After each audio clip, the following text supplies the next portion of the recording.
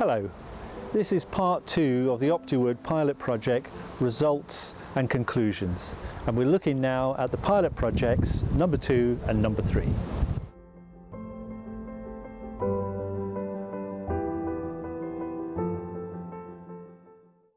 Case study 2 was a community district heating project based on a relatively small boiler, 200 kilowatts, and a 1.2 kilometre district heating loop with underground piping. This boiler had a lot of problems, and very quickly we identified from the data that it was not running particularly well. And in the boiler room itself we were getting low efficiencies around the 50% mark, and probably overall by the time the heat actually reached the dwellings where people were actually using the hot water and the space heating, efficiencies not much better than 30–35%, and even lower in the summer where the heat load is much smaller.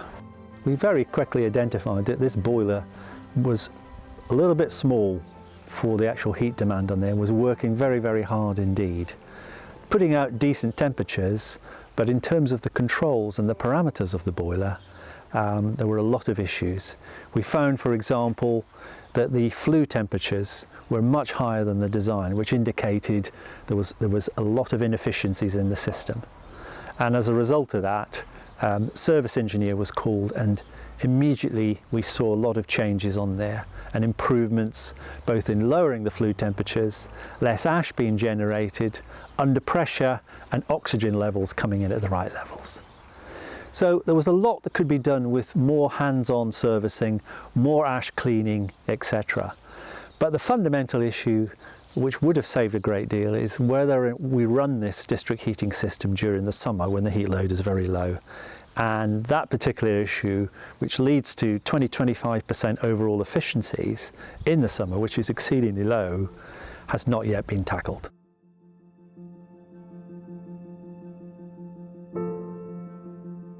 This is an NHS hospital, and it's a boiler that's designed to provide around 25% of the overall heating load in the hospital, which means it runs throughout the year, so there's a very good heating load. And after a fairly checkered history from 2015 through until 2018, when we first got to know about it and started working with it and service engineers, actually it performs pretty well. You can see on the graphs on here that the output of that boiler, you'd be pretty happy with that, pretty rock solid flow and return, not lots of cycling, pretty decent efficiencies. However, the original design on there, which was done to try and get prices low, meant that there wasn't automatic cleaning. So every weekend, you can see on there, there's a shutdown every weekend to allow manual cleaning, which means that the output of that boiler is 30–35% less than it could be if there was automatic cleaning. And secondly, we also noticed that the regime for cleaning, which is cleaning every weekend for inside the boiler, because it's designed as an underfed hearth rather than a skep grate, means that there's a lot of ash build-up for that size of boiler, and so it has to be stopped and cleaned. And at the same time, every 4 weeks, the heat exchangers have to be cleaned. And we saw very quickly from the data collected under OPTIWOOD that there was a gradual drift in the flue gas temperature, which means that you're losing efficiency over the period of time and moving from around 200 degrees C up to 250 degrees C. So our recommendation was to improve the cleaning regime from 4 weeks to 3 weeks. And immediately on doing that, we found that there was an improvement of about 3% in the efficiency on there. In addition to that, we also find a number of smaller items, including bad design from the ash bins, where there was leakages around the access ports at the base of the ash bins, which was allowing cold air from outside to be sucked into the combustion chamber.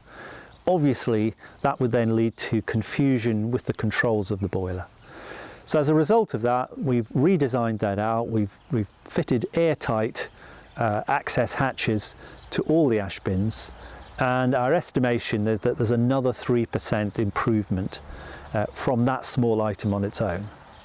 Putting those two measures alone, and there were a number of other items in the action plan, that 5 to 6% means that for a one-off investment of about £800 and an annual additional investment due to the extra cleaning required of about £900 a year, you end up saving about £10,000 a year on the fuel bill, which is a pretty impressive rate of return.